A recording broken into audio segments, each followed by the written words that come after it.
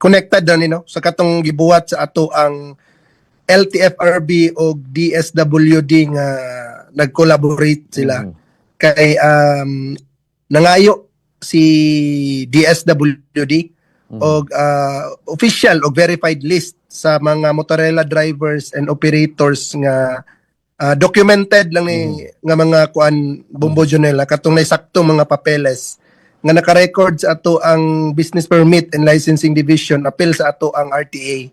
So nangayo si DSWD kay manghatag ta og cash relief assistance no kay prior pa na nagstorya si Mayor Clarex og si Regional Director Wayan sa DSWD nga kung mahimo pwede ba maapilan ma-include ang ato ang mga motorela operators and drivers sa kaning ginahatag nga cash relief assistance kay localized man ni ato ang mga motorela. So agi po og pagtubag nagsulat sila og letter kang Mayor Clarex nga nag-respond sila nga nangayo sila og validated list sa ato ang mga operators and drivers atong mga motorela. Dayon gitagaan tag deadline ani Bombo Jonel until March 26 aron makahatag sila og lista. Karon maoy magka-avail sa katong cash relief assistance nga 5,000 pesos. Okay.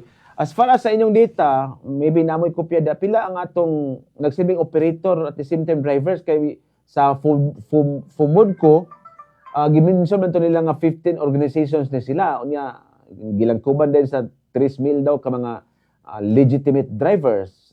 Ang inyong data diha ingani magyapon kung naa man galing Sir Jay?